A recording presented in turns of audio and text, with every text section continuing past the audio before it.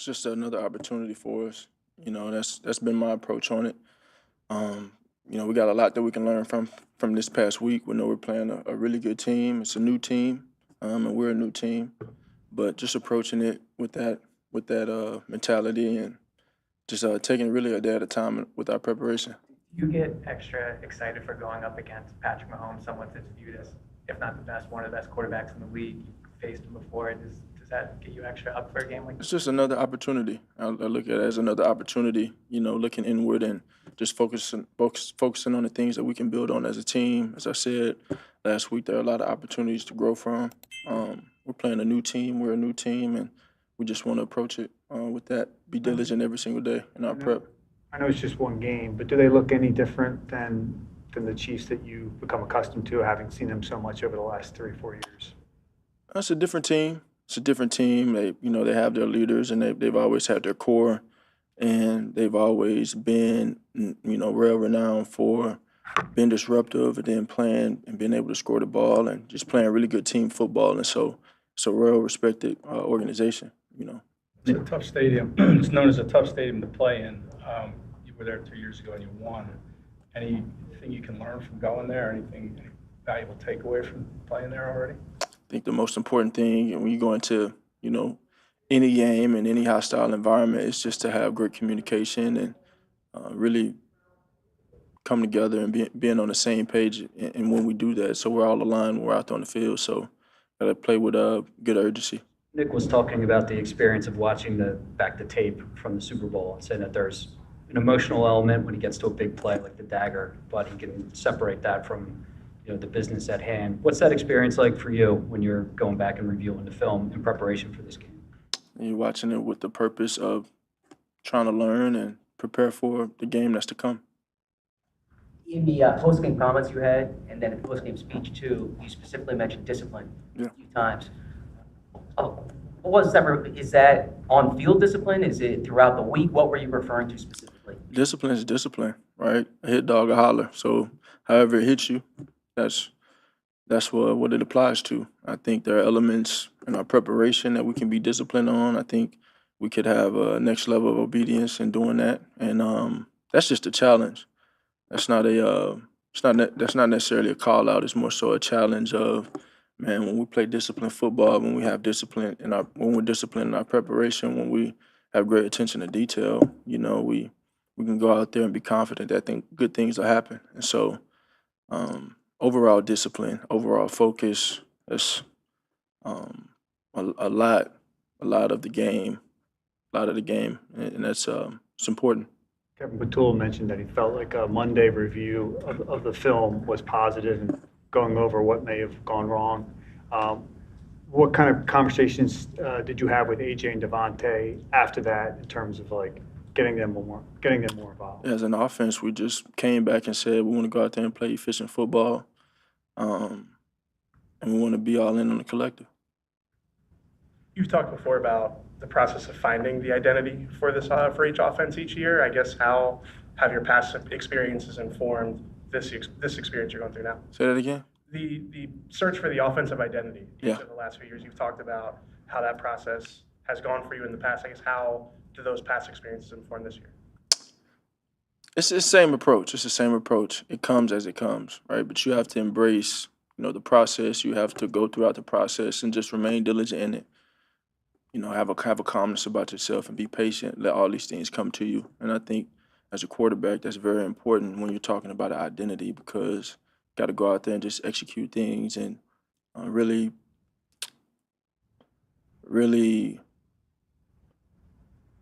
play the game and play the position. And so that goes a lot into being aligned with KP, as there isn't really an identity, as we try and establish that identity, I'd say, for better words, and just roll and play football, play team football. If I can bring you back to your first two games in 22, it was a quiet game for Devontae week 1, and he had the most yards of his career week 2. Is that a deliberate effort on your part, on the offense's part, for Devontae to have that type of game? Deliberate by me, I wouldn't say, but I think the ball has its way of finding you when when it comes. You know, I think it's just about making the opportunity, taking advantage of the opportunity. You know, those things happen, and the more you can just set your eyes on the collective of trying to go out there and win ball games, those things fall into place as they're supposed to. And so that's the approach. Talked a lot about the unknowns going into the Cowboys game and after it. It seems like they blitzed you guys a lot from the edge in the second half. Was that just, and you guys struggled with it a little bit, was that just a product of not seeing that on film? I think there's a sense of unknown. And even when you think you know, you really don't know. So it comes down to preparation ultimately. But that's a credit to them. And I think, again, it's going to come down to communication on our end, being on the same page and being aligned and playing team football. When you're playing a team that's trying to get their get back, I guess is the best way to put it, having been on both sides of that, what have you learned about what's about important in terms of being able to match energy and be able to tackle that? You just want to make it about the things you can control. Truly make it about the things you can control. We can go out there and control our preparation daily, control our effort, control our discipline and the things, and have that right focus and have confidence in our preparation, go out there and play. And we're just trying to make it about that. This 5 years starting now, do you feel like you've seen everything that defense can throw at you? Are you playing smarter, would you say, because of that 5 years, not forcing anything? I'll always say there's always room to grow. There's always more to see. And I'm a sponge, and I'm very diligent and humble in that, trying to learn as much as I can from all the different coaches that I've had and really assess and be able to self-correct even on terms of seeing some of the things that I've seen and looking at them and learning from the good and the bad. And so it's just a journey, man. You never stop learning. You know, I haven't arrived in terms of seeing it all, so I wouldn't say that.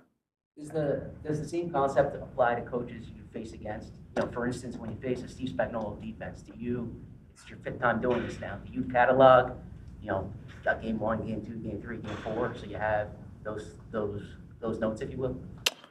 I mean, you have all those things to have for reference. You know, definitely keep those things in the office while understanding that the game changes and the game evolves and teams change. And so, you know, overall, you know, you're dealing with someone that is very, very high IQ at a game of football, and he calls it that way, and he coaches it that way, and that's something that jumps out on the tape. And so got a lot of respect for him. Having a couple of standout receivers that are more focused on the collective, what's the importance of that, and where do you think it comes from? Say that again? Having a couple standout receivers in AJ and Devontae who are more focused on the collective, what's the importance of that, and where do you think it comes from? I think that's a question for them.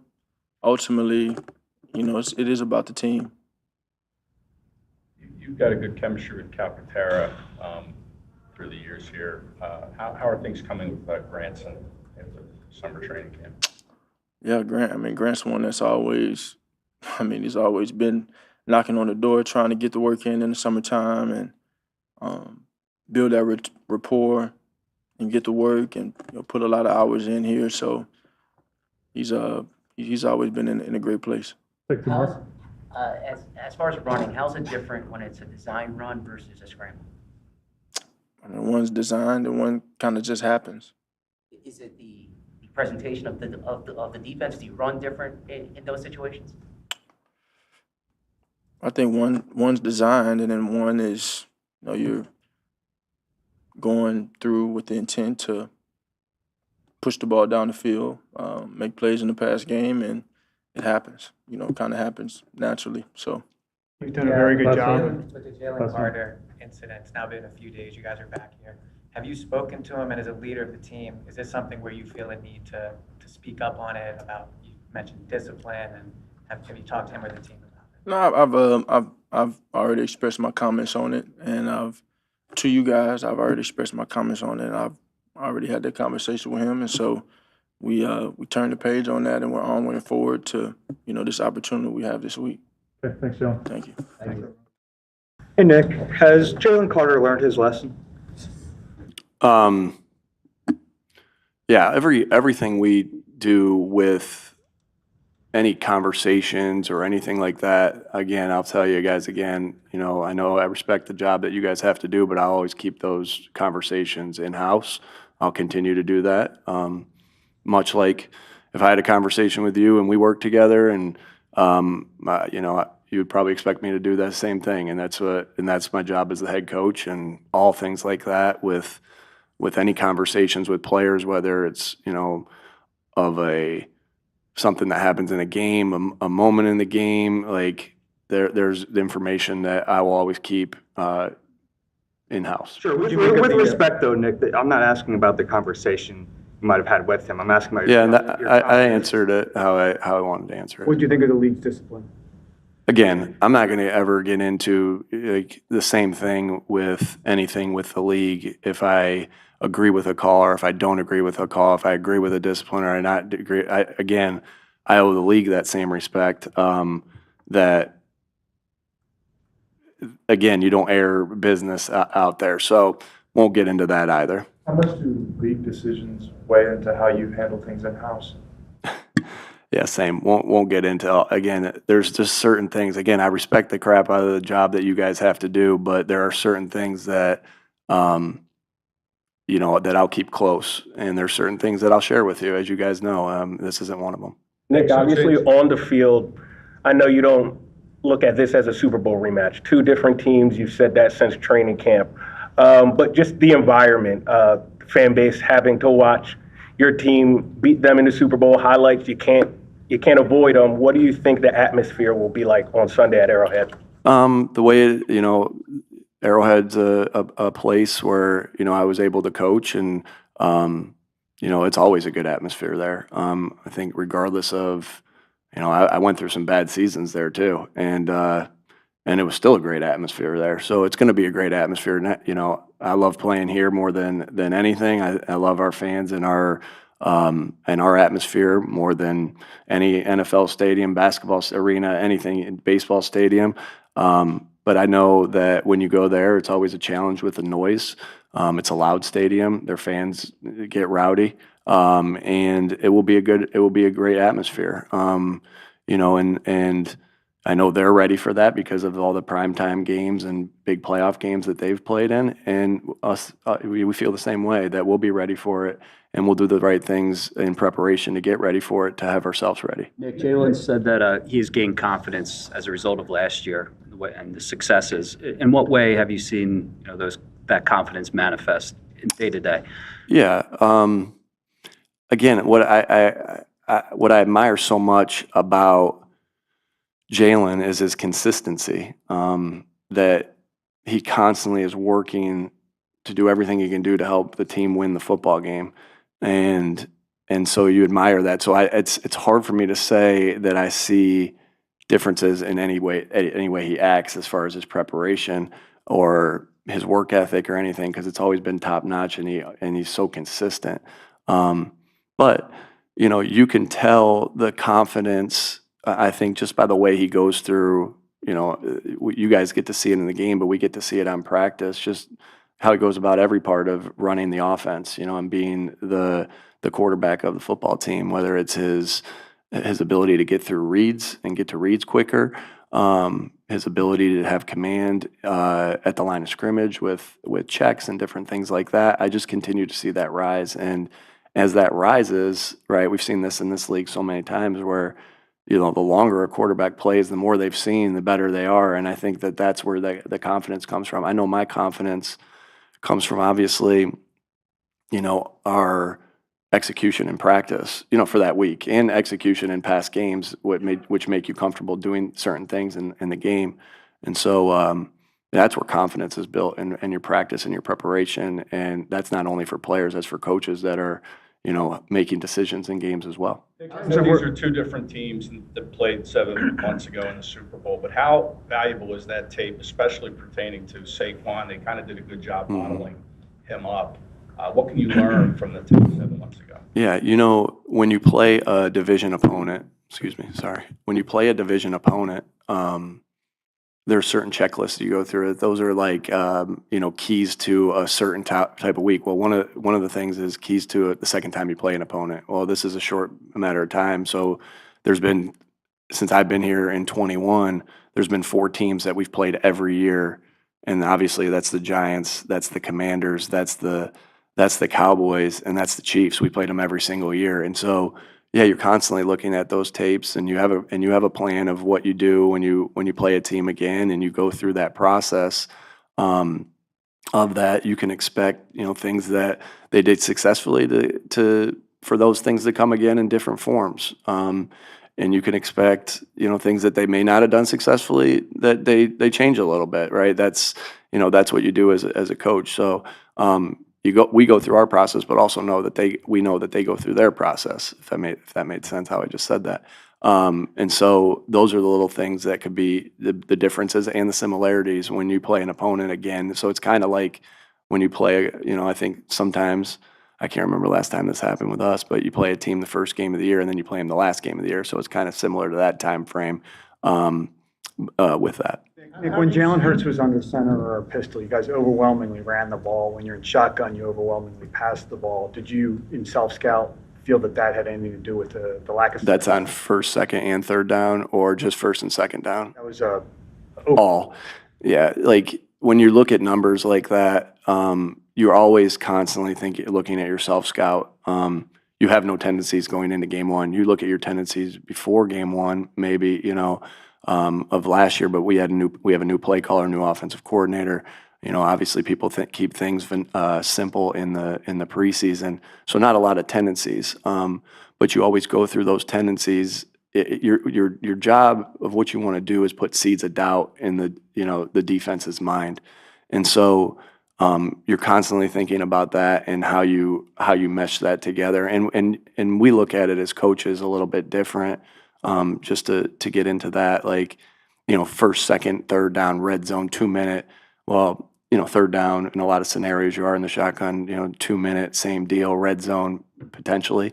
And so you got to break it down into similar, smaller sections of when you do that. And so, but we do that obviously every single week to make sure that, one, we're not tipping anything on our hat for the things that we're doing, or the way we stand, or the way we line up, or anything like that, or where guys are.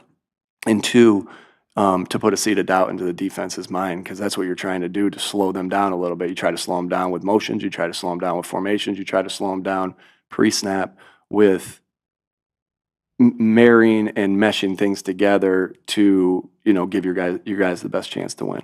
Hey Nick, you got a couple new guys in here, Bigsby and Zacharias Smith.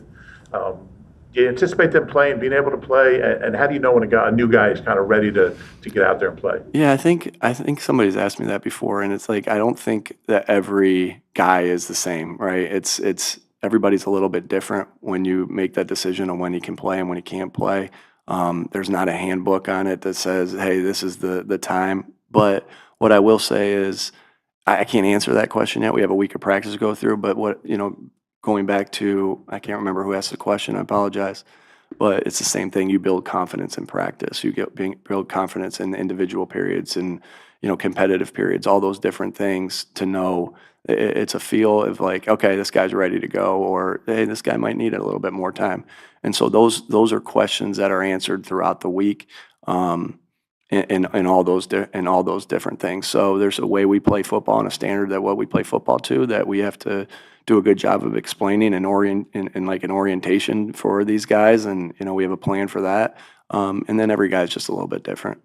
How does Titans Spitgate fit, and was the running back depth something you felt you needed to upgrade? We're always looking to be able to improve our roster. Again, I can't tell you how many times I've said this too, is like Howie's just done such a great job of always doing, he's always doing everything he can do to help our team win football games, and I'm appreciative of that. And so, you always look for depth. You always look for good players. This guy's a good player, gives us depth there. And so, and he gives us depth at special teams. So we'll see where he is by the end of the week, see where, what that is. But I just love the player, right? I really, and we see a vision for the player and of, how we can use him and the things that he can do and the skill set that he has. And, obviously we're always Howie and I are always in conversation about that. And, Kevin and Jamal in this case and Vic and for that matter and Coach Clay. And so we really like the player and the things that he can do. He's a really good runner. And so excited to add that depth to this room. When you watch tape of the Super Bowl, is it difficult at all to like strip the emotion from that game and just see it as a football game?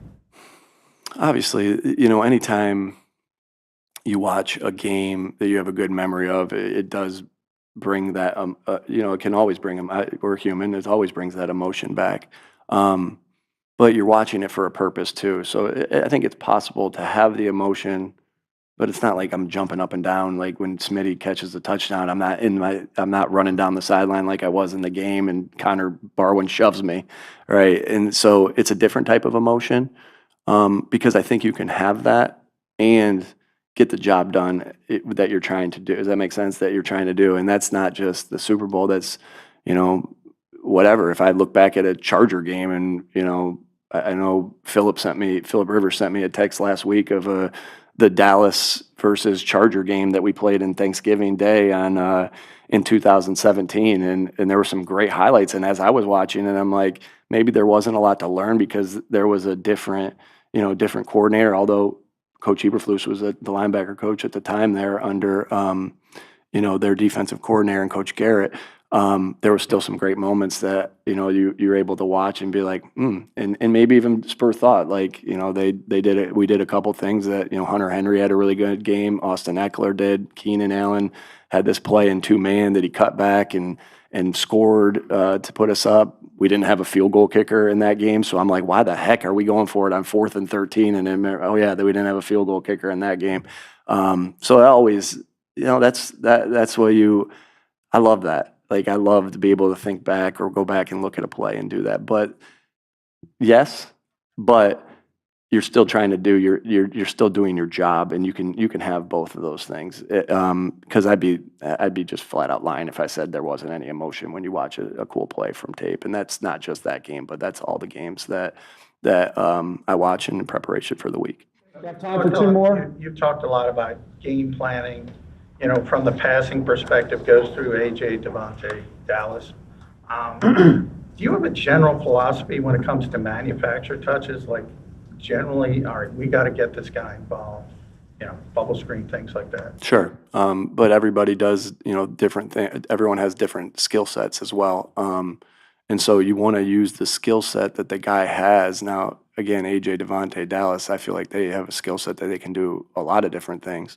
But you always want to use their skill set there. And bubbles are, a lot of times on bubbles, I wouldn't say every time, but it's based off of looks, right, of what you get. And sometimes the look doesn't allow you to. So even when you have a plan to say, here's what we're doing, the quarterback can't just say, and the coordinator or myself as the head coach can't just say, throw it there, hell or high water. That's just not how the game's played. And that's just not how we go about it. Obviously, we always want to get, those guys the football, and because good things happen when they do touch the football. But there's also an art to the quarterback position that you got to take what the defense gives you and what's available to you. And the moment I start telling, Jalen, you got to throw it here, I don't think that's good coaching. And but we got to try. What we got to do as coaches is try to manufacture abilities to do that. And if we are able to, we were able to get him the ball. Last one. There was talking yesterday about Jalen Hurts' awareness in the pocket, related his sense to kind of a running back in that space. You've been around him a long time too. How would you describe his awareness there, what that relates to you? I think he's got really good instincts and feel. That's something that the more you're around somebody, the more you recognize that's always something hard to see. There's ways that when you're scouting a player that you're like, does this guy have good instincts? But you get to see those things in practice and you get to see those things in game. And I think that's what his ability to feel spatial awareness of where guys are, that instinct of what's happening, the knowledge of the defense. That's where I think he's got, and it's not just that he runs and becomes a running back. He can run and be a passer too, which is so valuable. And then when he does run, he's got He's got really good ability to stick his foot in the ground and change directions. He's got really good ability to be able to break a tackle. He's got really good awareness of when to go down and how not to take a hit. He's got burst and speed.